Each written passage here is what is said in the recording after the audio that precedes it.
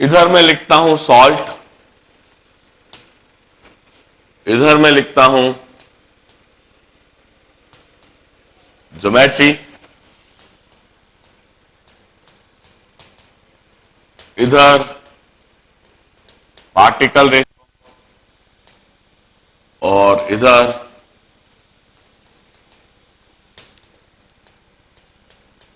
Coordination ratio. जैसे lithium chloride के लिए we have got triangular planar geometry, particle ratio 1:1, coordination ratio 3:3। ZnS के लिए we have got tetrahedral geometry, particle ratio या तो 1:1 कह दो या 4:4 कह दो। छोटा यूनिट सेल को देखेंगे तो 1:1, बड़ा यूनिट सेल को देखेंगे तो 4:4। कोऑर्डिनेशन रेशो इस केस में 4:4 ही रहेगा। NaCl की बात करें, it's octahedral geometry and FCC structure, particle ratio 1:2:1:2 और 4:4। छोटे यूनिट सेल में 1:2:1:2 और बड़े यूनिट सेल में 4:4 है। मगर कोऑर्डिनेशन रेशो इस केस में 6:6 है। एक सोडियम आयन 6 क्लोराइड आयन को और एक क्लोराइड आयन 6 सोडियम आयन को।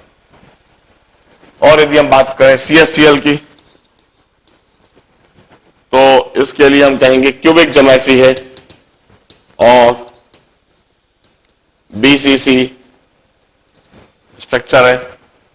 पार्टिकल रेशो इस केस में हमेशा 1:1 ही कहा जाएगा, क्योंकि coordination ratio 8:8। CaF2 calcium fluoride, it's said to be fluoride structure.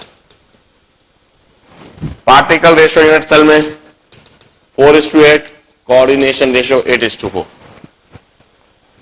और Na2O, दिस इज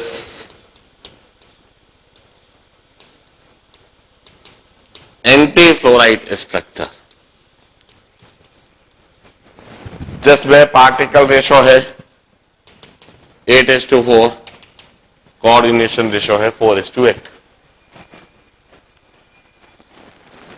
8 तरह के सॉल्ट बताऊं, 8 तरह के सॉल्ट की ज्योमेट्री और पार्टिकल रेशो, कोऑर्डिनेशन रेशो एक बार ध्यान से देखो। देखिए, यह सारे स्ट्रक्चर अलग अलग सॉल्ट के जो हमने समझे हैं, they would occur only if we have a perfect crystalline solid। यदि हमारे पास में बिल्कुल परफेक्ट और आइडियल LiCl क्रिस्टल होएगा तो वो इसी तरह की ज्योमेट्री में एग्जिस्ट करेगा। यदि हमारे पास बिल्कुल परफेक्ट और आइडियल ZnS क्रिस्टल होएगा तो वो इसी तरह से एग्जिस्ट करेगा। यदि हमारे पास में बिल्कुल परफेक्ट और आइडियल NaCl क्रिस्टल होएगा तो वो बिल्कुल इसी तरह से एग्जिस्ट करेगा। और यदि कोई परफेक्ट सीशियम क्लोराइड क्रिस्टल होएगा तो वो इस तरह से एग्जिस्ट करेगा। Calcium fluoride Na2, all this is a perfect crystalline salt or ideal crystalline salt.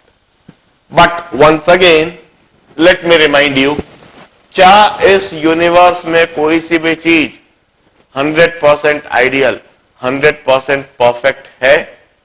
कभी नहीं। यूनिवर्स में कोई सी भी चीज परफेक्टली आइडियल नहीं है, परफेक्शन पर नहीं है। Everywhere there is a part of imperfection, a part of non-ideal nature, a non-ideal behavior। Crystalline salt में भी इम्परफेक्शन होता है। क्रिस्टलाइन सॉल्ट भी परफेक्टली आइडियल नहीं होते हैं। क्रिस्टलाइन सॉल्ट में भी डिफेक्ट होता है। My next article is defect in crystalline salt. Crystalline salt में कुछ डिफेक्ट होते हैं, डिफेक्ट इन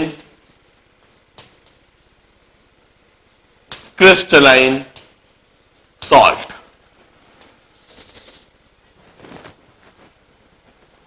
चार तरह के डिफेक्ट क्रिस्टलाइन सॉल्ट में हो सकते हैं।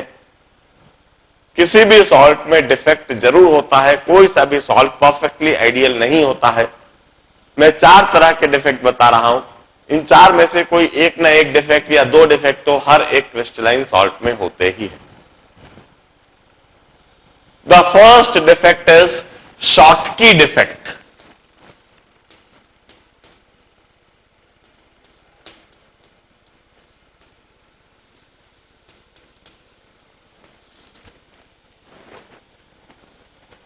Schottky defect. Schottky, short of ions. We can remember it like this. Schottky defect means short of ions.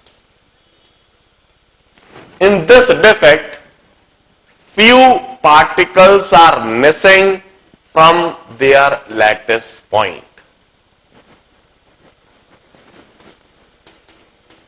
Few particles are missing from their lattice point. जहां उनको होना चाहिए वह नहीं होते हैं, वह अपनी जगह से मिसिंग होते हैं, गायब होते हैं। Such defect is very much frequent in NaCl, KCl. It's seen in NaCl and KCl crystal. मैं NaCl क्रिस्टल की एक लेयर बनाता हूं और इसको डेमोन्स्ट्रेट करता हूं। यह NaCl क्रिस्टल की एक लेयर है।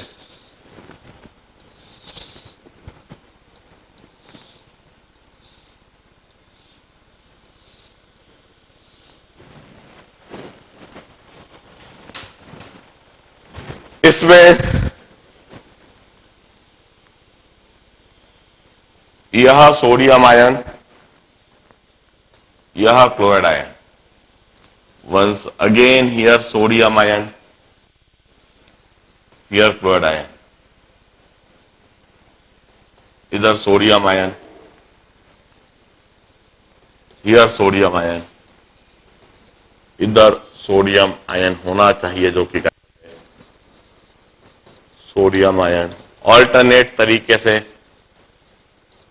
सोडियम आयन को लगा रहा हूं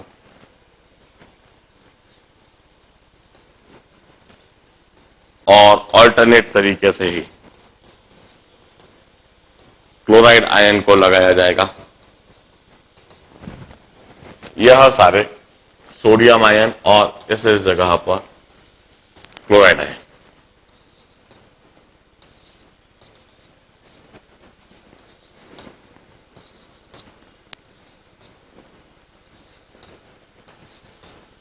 देखिए यह NaCl का एक प्लेन दिख रहा है। Sodium chloride, sodium chloride, sodium chloride, sodium chloride. Sodium इधर होना चाहिए। यह जगह एक सोडियम के लिए असाइन थी, डेस्टाइन थी, मगर इधर से सोडियम आयन गायब है। Then chloride, sodium chloride, sodium chloride, sodium chloride, sodium. इस जगह पर एक क्लोराइड आयन होना चाहिए था, मगर this is a lattice point destined for chloride ion, मगर क्लोराइड आयन इधर से गायब है। Sodium chloride, sodium chloride, sodium chloride, sodium. हम कहते हैं this is not an ideal crystalline solid, there is an imperfection represented or depicted here. This is a defective crystalline solid. Few ions are missing from their lattice point, and this defect is termed as Schottky defect. इस defect को हम Schottky defect कहते हैं। Even if Schottky defect is there, crystal remain electrically neutral.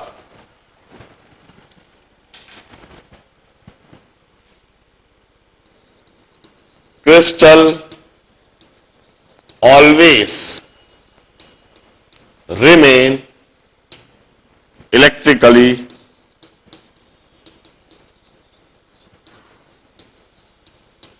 Neutral. Crystal हमेशा electrically neutral रहता है.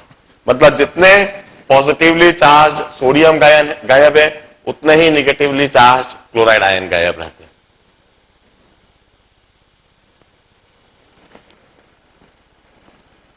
इस defect को आइडेंटिफाई करने का एक बड़ा साधारण सा तरीका है, observe the density. Measure the density. किसी तरह से उसकी डेंसिटी एक्सपेरिमेंटली डिटरमाइन कीजिए. क्रिस्टल के वॉल्यूम पर तो कोई खास फर्क नहीं पड़ेगा, मगर कुछ जगह से पार्टिकल्स के गायब होने से मास कम हो जाएगा.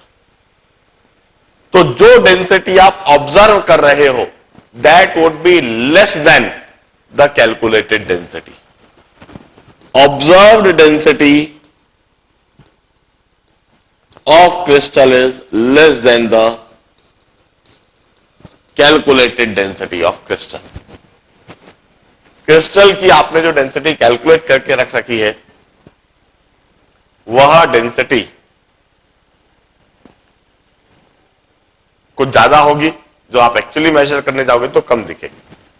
इसका मतलब वहां पर शॉर्टकी डिफेक्ट है, वहां पर कुछ लैटिस पॉइंट से कुछ पार्टिकल्स गायब है. It's Schottky defect. This is the first type of defect that would be observed in few crystalline salt. Another defect is interstitial defect. Interstitial defect.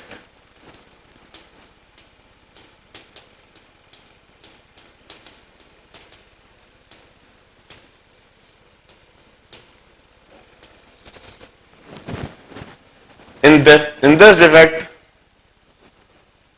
few void space is occupied by some foreign particles. Here void space is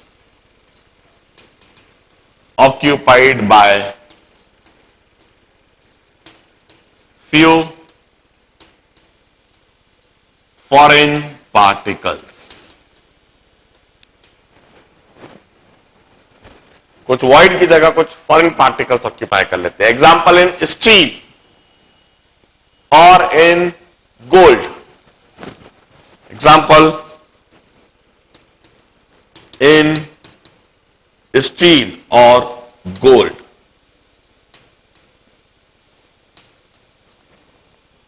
steel में Fe में carbon आ जाता है और gold में Au के atoms के बीच में copper आ जाता है.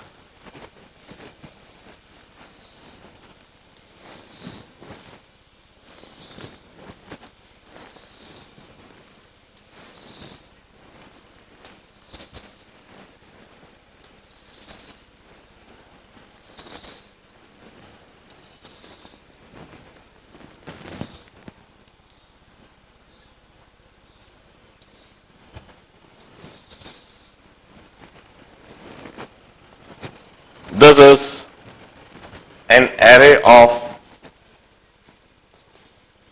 iron atoms in steel.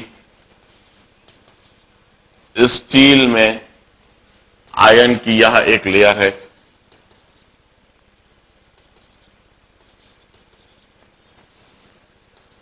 हर एक आयन का एटम अपनी अपनी जगह पर सही तरीके से रखा हुआ है.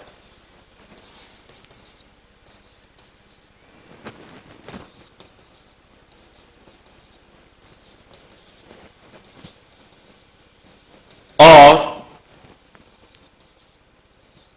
आयन एटम्स के बीच में वॉइड की स्पेस पर कुछ कार्बन के एटम्स आ जाते हैं और अटक जाते हैं। कई बार यह डिफेक्ट आप क्रिएट करते हो। स्टील में तो आप इस डिफेक्ट को डेलिबरेटली क्रिएट करते हो, क्योंकि इस तरह के डिफेक्ट आ जाने से फिजिकल प्रॉपर्टीज में फर्क आ जाता है। जब आयन में इस तरह से बीच बीच में कार्बन के एटम्स आ जाते हैं तो आयन एटम्स के बीच में अट्रैक्टिव फोर्स और भी ज्यादा स्ट्रांग हो जाता है। इस डिफेक्ट के आ जाने से स्टील की मैकेनिकल स्ट्रेंथ जबरदस्त बढ़ जाती है। स्टील की मैकेनिकल स्ट्रेंथ बढ़ाने के लिए आप डेलिबरेटली वहां पर यह डिफेक्ट जनरेट करते हो, क्रिएट करते हो, डाल देते हो। इस डिफेक्ट को आइडेंटिफाई करने का बड़ा साधारण सा तरीका होगा। क्रिस्टल के वॉल्यूम में तो कोई खास फर्क नहीं आया, मगर वॉइड में कुछ मास के आ जाने से, कार्बन एटम के मास के आ जाने से मास बढ़ गया तो डेंसिटी बढ़ जाएगी। आपने प्योर आयन की जो भी कुछ डेंसिटी कैलकुलेट करी है, स्टील की डेंसिटी प्योर आयन की डेंसिटी से ज्यादा होगी। The density of crystal, the observed density would be greater than whatever you had calculated. आपने जो भी कुछ डेंसिटी कैलकुलेट करी है, observed density would be greater than that calculated one. इस तरीके से आप इंटरस्टिशियल डिफेक्ट को आइडेंटिफाई इजिली कर लेते हो। The third defect is Frenkel defect.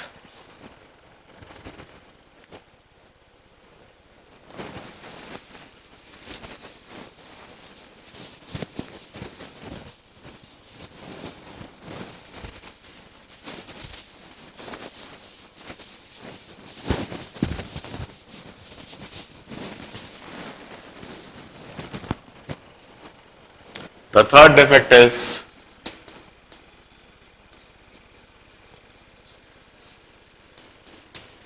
Frenkel defect. In this defect, few particles get delocalized from their lattice point and occupy voids. कुछ particles अपने लैटिस पॉइंट की जगह छोड़कर, अपनी जगह छोड़कर किसी वॉइड में जाकर फंस जाते हैं, किसी वॉइड में जाकर अटक जाते हैं। Example in AgBr, AgCl, in silver halides ये बहुत ज्यादा होता है। Few particles get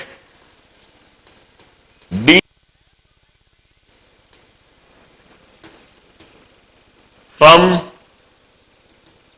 their lattice point and occupy voids. Example in AgCl or AgBr.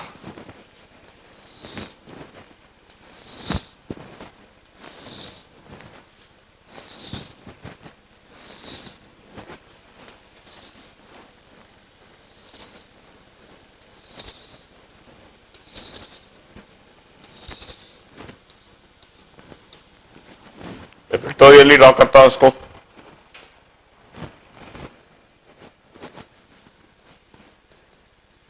This are Ag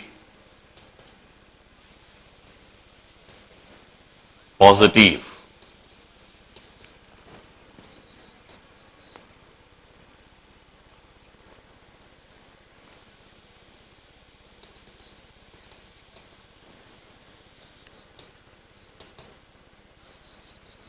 यह Ag पॉजिटिव है। हर एक Ag पॉजिटिव के बीच में क्लोराइड है, होना चाहिए।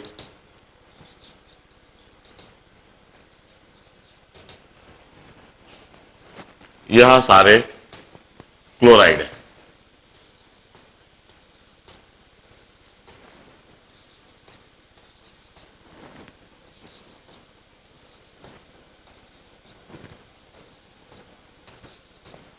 नाउ जस्ट ऑब्जर्व हियर, इस जगह पर एक Ag पॉजिटिव होना चाहिए, अपनी जगह छोड़ के कहीं इधर आकर अटक गया है।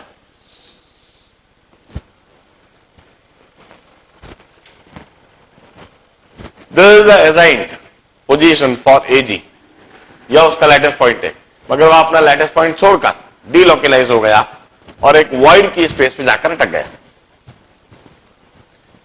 इसे हम कहते हैं Frenkel defect. Particles get delocalized from lattice point and occupy void. अब इस केस में generally silver bromide silver chloride में डिफेक्ट आ जाता है और इसी वजह से वो फोटोसेंसिटिव भी हो जाते हैं। वो फोटोसेंसिटिव हो जाते हैं, इसीलिए इनका इस्तेमाल फोटोग्राफिक प्लेट में भी होता है। वंस अगेन इस डिफेक्ट को डेलिबरेटली क्रिएट करा जाता है और इस डिफेक्ट को आइडेंटिफाई करने का बिल्कुल साधारण सा तरीका है। हम एक बात साफ देखेंगे, इसमें डेंसिटी में कोई फर्क नहीं आएगा क्योंकि वॉल्यूम में कोई फर्क नहीं है, मास में भी कोई फर्क नहीं है। So observed density and calculated density remain equal. Observed density and calculated density remain equal.